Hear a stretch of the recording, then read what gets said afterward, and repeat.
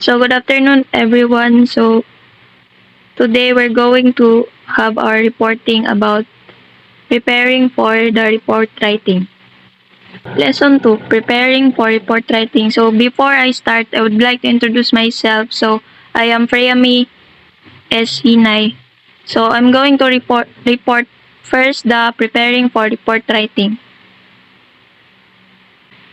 Before proceeding with the actual preparation of a police report, spend a few minutes gathering and arranging the information in a logical sequence, thus outlining the police report before starting writing it. So, diri gi-explain which is na to before actual preparation sa police report, need na to ang logical sequence sa pag-arrange sa information sa ato ang police report.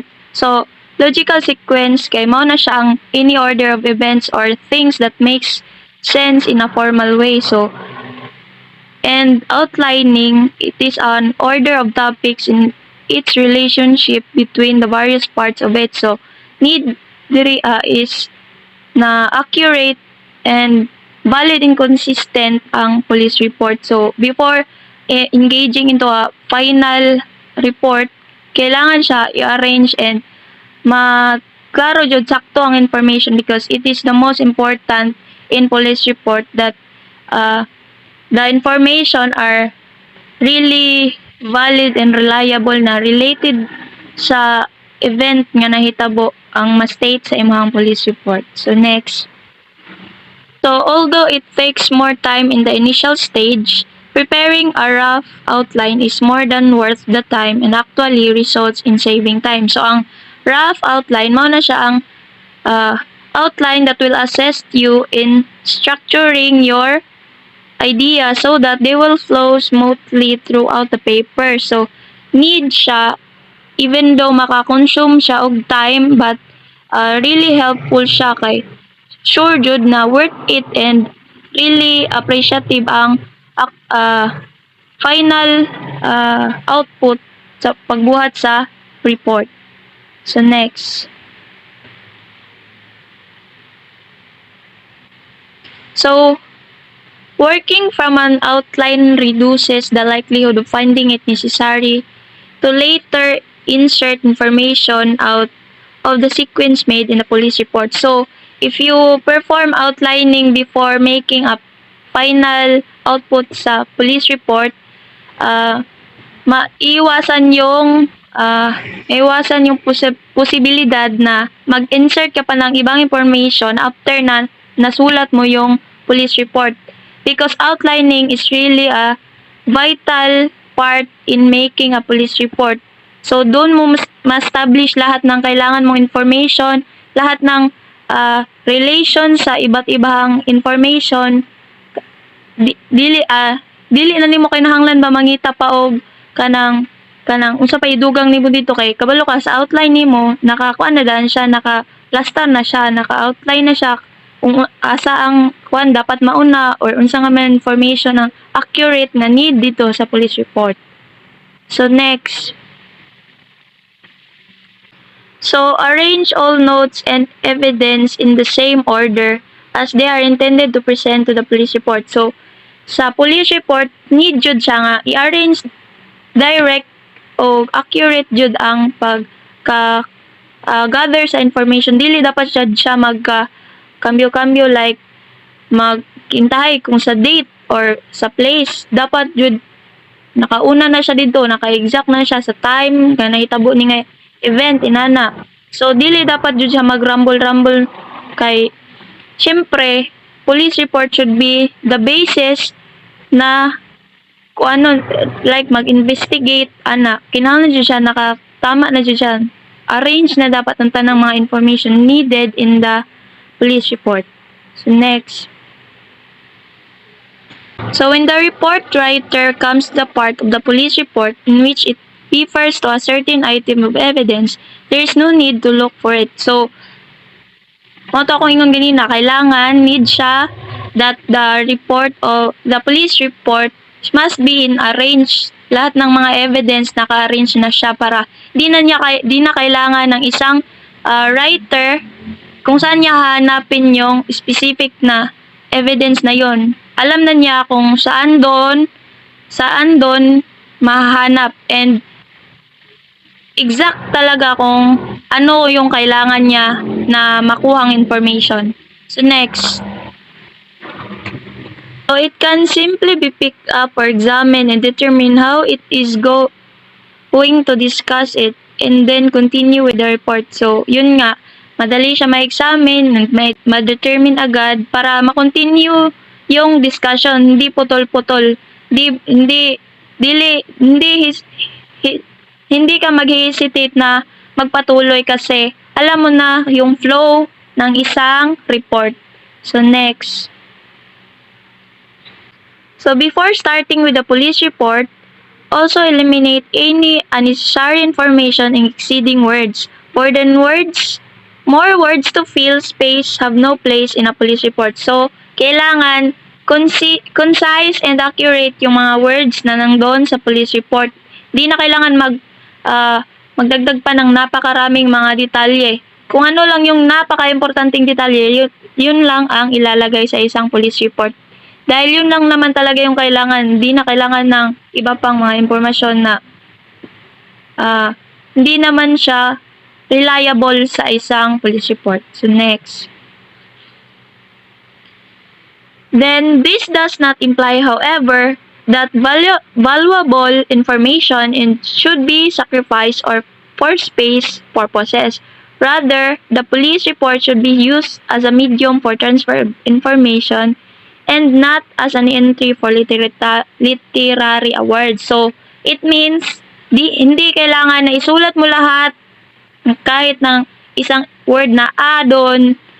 Dahil yun nga, hindi ka naman sasali sa isang literary awards. So, kailangan mo talaga isulat lang doon is yung mga mahalagang detalye. Yung information na reliable lang talaga sa isang police report. Yun nga, concise and accurate. Hindi na kailangan na yung mga importanteng detalye pa yung mawala doon kaysa yung hindi ang masama sa isang police report. So next. So include all the information that is relevant even if it may have a negative effect on the investigation. So if ang isang information ay napakahalaga sa isang police report, so kailangan talaga siyang isali doon sa police report na gagawin kasi yun yung kailangan at kahit na negatibo yung epekto niya pero malaking tulong naman siya, so need talaga na ilagay doon sa isang police report. So police officer is distributed to various shifts, geographically location, even in various function sections on the basis of the police report compiled by the police units or of offices in the ranks and file. So it means dapat talaga na segregate o designate yung mga gagawin ng mga tao doon sa isang sa police report. So compile dapat, hindi yung kailangan nyo pang itigil yung operation or nung paggawa ng police report dahil may kulang ka sa ang tawag yun, yung manpower. Yun, kailangan talaga na nakadesignate muna bago talaga ipagpatuloy yung gagawin na police report. So next is, if there is no sufficient manpower to cope with the problems confronting the police organization, or if the existing human resources are performing in substantial fashion, the police report should also indicate a need for decision as to whether additional workers are to be added or whether certain services are to be discontinued. So yun nga sinabi ko, kailangan designated yung mga tao. Kasi pag ganun, pag kulang kayo sa tao, may magiging abala yun sa trabaho nyo. Maaari pa yung mapatigil at hindi nyo matuloy yung gagawin. So kailangan talaga na flexible yung manpower, yung kung naka-base siya sa gagawin na ito, pwede din nga pagkatapos niya or available na siya, gagawa na naman siya ng panibagong task. Hindi yung naka-base lang siya sa isang substantial fashion. So next,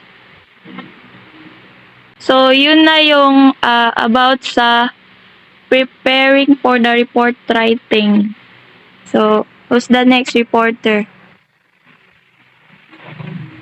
Good day, I am the next reporter. I'm Jay Dumalaog. So after na prepare ang after ma-prepare ang report writing, let's proceed to performing the report writing. Next. Police reports have been reduced to forms and filling in numbers, boxes, or spaces with single words and symbols or checks. So if mag-perform na tatong report writing, kinahanglan iwasan tong mga kanang dili kay importante makatong mga unnecessary nga mga words, katong mga symbols or mga numbers. Kinahanglan ato ang report is kanang simple lang siya pero narito ang kanang mga details. Next. This is ideal for the common types of police report where it is necessary to report only certain procedural requirements that have been met by the report writer. So if ako ang report writer, katong akong isulat dito is katong mga katong mga importante lang, katong mga nakita na ako dito or katong mga na-interview, mo to ang katong kinahanglan jud siyang after tong di ba nag-gather og information, nag-collect og evidence, so mo to ang ipangbutang dito. Next. The time saved by maximum utilization of this type of form amply justifies the creation of a separate form it may require. Next.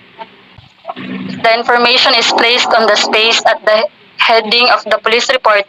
It is not anymore necessary to mention it again in the narrative portion. So if magbuhat ta og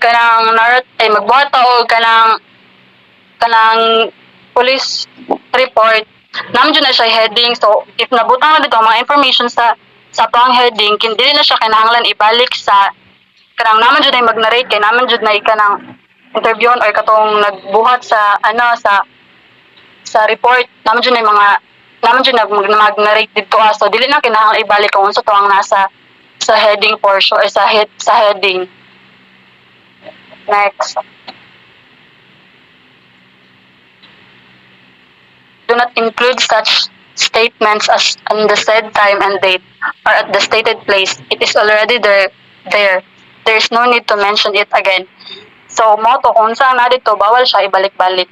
O kanang kinahanglan nato nga iwasan ning kaning mga nasa mga words nga naka-quotation. Next. Police reports, however, demand that the report writer recounts the information or on narrative form. So kinahanglan nato ni kung katong mga police reports kinahanglan nato siya nga mga i-recount mga information dito sa mga katong mga narrative katugong na mga mag-narrate. Kinahanglan nato siya kanang i-recount kanang kinahanglan siya i-maximize katong mga mag-narrate. Next. As in essay or other form of written communication, the police report should have an introduction, body, conclusions, and the action requested to the addresses. So kung magbuhat atong report writing, kinahanglan dyan siya na ay introduction, body, conclusion. So narito naka-stated tanan information o katong mga important details. Next.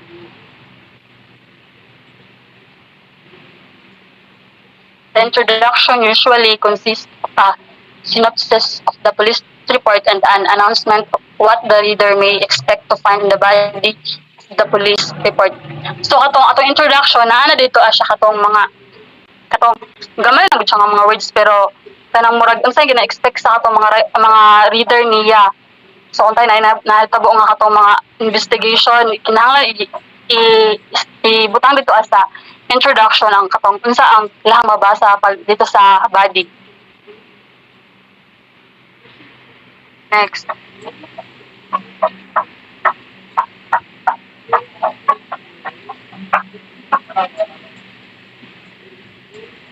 The conclusion consists of the reiteration of the body of the police report in capsule form and some recommendations for further action or a statement that this particular case requires no further action.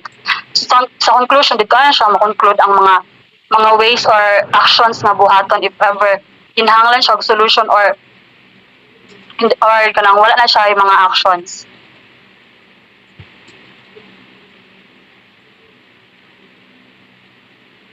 Next.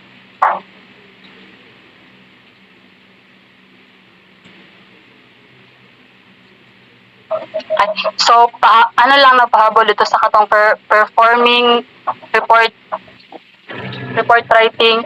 So, katong pagbuhat ato is kinahanglan concise siya o na dito ang mga importante nga mga detalye. So, next. Reporter.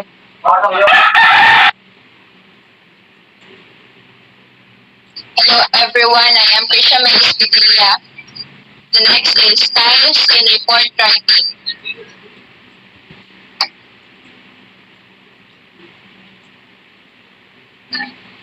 The document police report has long been written in a very formal style, filled with big words and technical phrases guaranteed to mystify anyone outside of the police organization, and probably the other pillars of the criminal justice system, though they may be embarrassed to admit it, henceforth recognizing the shortcomings of the formal style. Report writer nowadays has changed from the formal to the informal style of report writing. So, ang pagbuhat og kanang report sa police report kay nasa style sa una kay kanang sa una lahi siya og style tapos santud nagkabago ang generation lahi pod ang style sa report writing.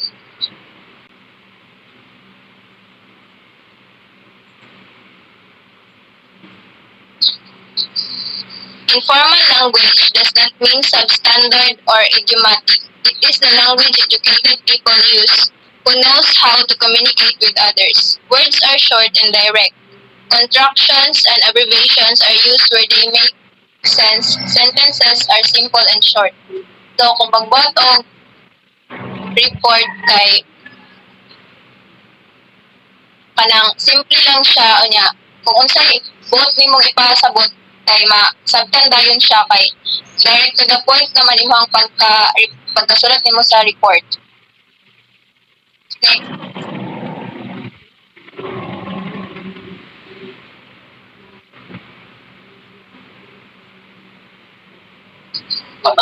Some grammatical rules may be bent when they communicate with greater meaning. Idioms and everyday words understood by people from different walks of life are used all throughout from the start to end.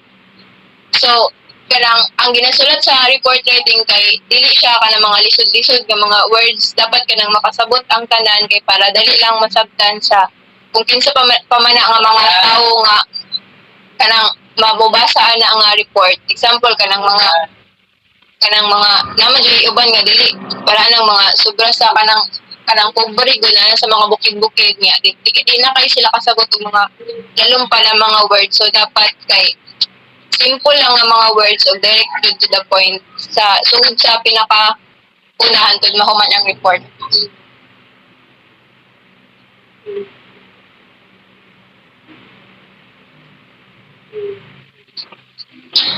Informal report writing is direct, sincere, and credible. It will give the report writer greater credibility because it will sound the way that the report writer speaks. On the witness stand, the police report will sound like the police officer testifying, and that is real, human, and understandable. So, mo to kung giingon, dapat ang pagsulat o pagstorya kay kanang direct siya to the point o kanang masabtan jud sa tanan o kung unsa to kanang makuan sa mga witness dapat kanang masabtan pud sa mga police officer o sa police officer pod makuan pud sa kanang mga witness o sa tanan na maminaw og kuan So mao lang na.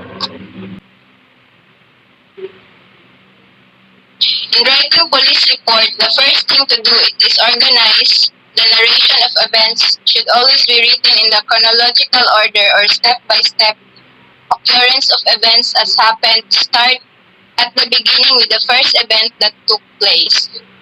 So, ang pagsulat sa police report kay dapat organize siya o niya, dili katag-katag kay para masabtan kung unsa ang pinakauna dapat mo to isulat hantod magkasunod-sunod siya kay para ang event masabtan siya og tarong sugod sa pinakauna hantod mahuman. Next.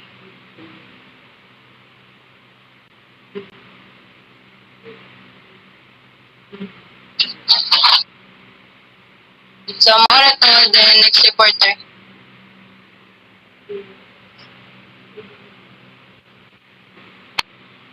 So, hello everyone, I'm Christine Liava. So, next one is the retrospective and report writing.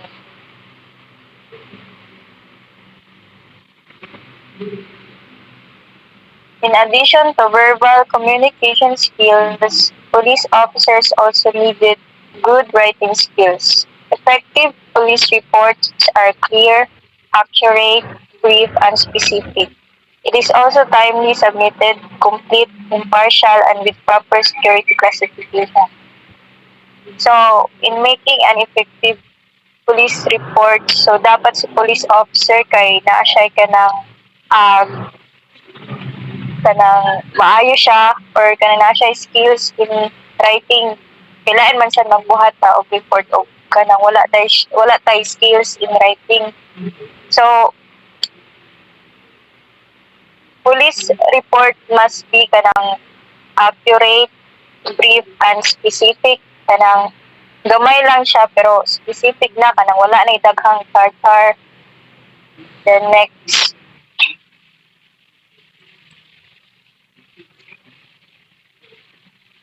Police report is used to permanently record facts that provide details of criminal incidents, to be used in a follow-up investigation, to provide a basis for prosecution, and to provide data for the National Crime Reporting System, to document the past and plan for future services.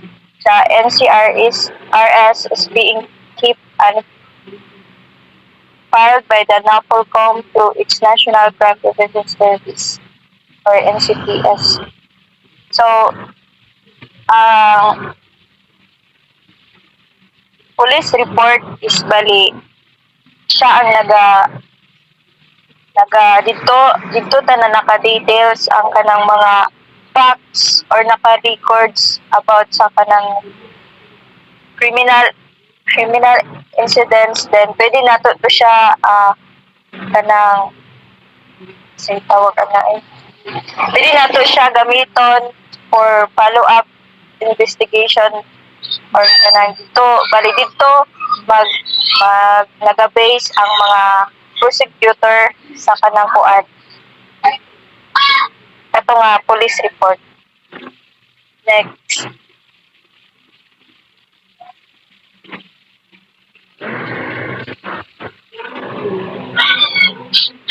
The basic content of a police report includes an introduction, the body, and the conclusion. The information includes answers to the questions who, what, where, when, why, and how. Police reports should be reader-friendly, that is, they are readable and audience-focused. Readability results from two factors, for example, short sentences and short familiar words. So, in making a police report, so na dapat nang tulo ang introduction, body, o conclusion aron kanang mas masabtan ang atong report. Then nag-answer siya sa question nga who, what, where, when, why, and how aron kanang makabalo ta about sa katong kay ang retrospective man kay means kanang looking looking back on or dealing with past events or situations. So, ah dapat naa dito ang kanang mga answer sa mga kanang pangutana nga katong tulo ay katong who, what, where, when, why, and how. Aron kanang mas masabtan og kanang unsay hinungdan, unsay nakitabo. Next. Police reports are accurate with clear, complete, legible, objective, grammatically correct, and correctly spelled. Basic report writing principles to be used in police report include short paragraphs, use of the third person, and use of active voice, eliminating conclusive language, use of specific and complete language, and avoiding wordiness or that so-called deadwood. So, police report kay dapat masabtan, dali ra siya basahon. Sige, kato na lang.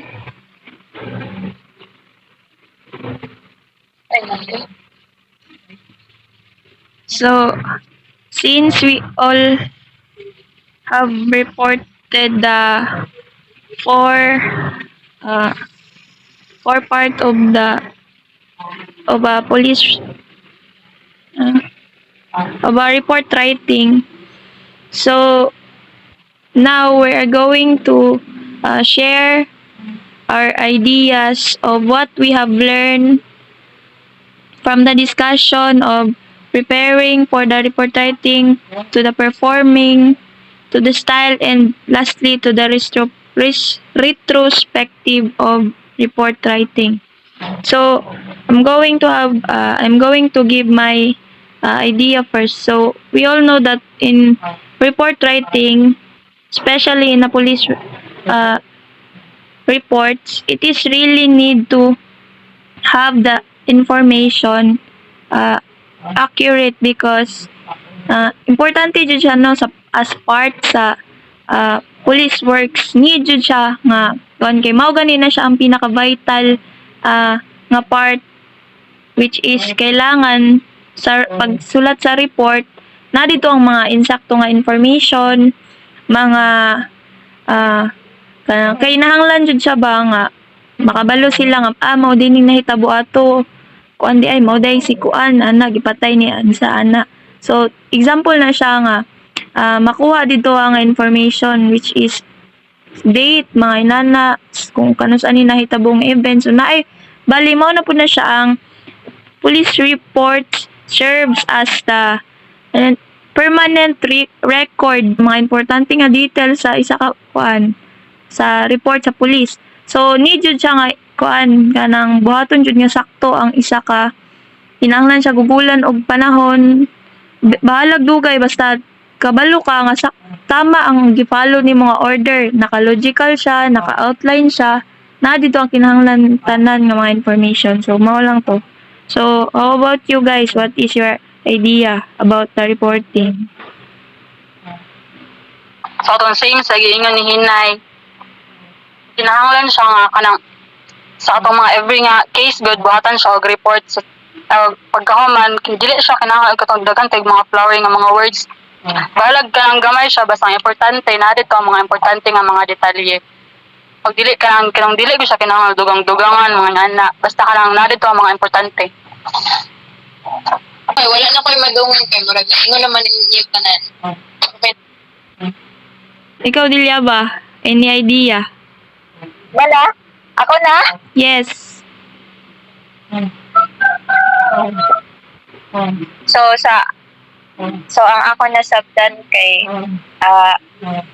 tong kaya sa giingon ni Miss Hinay nga katong importante jud ang police report writing kay dito naka-include tanan ang mga important details and events about an incident. So katula mo lang. So thank you guys. So I think that's all for today's reporting. Thank you and good afternoon. Okay.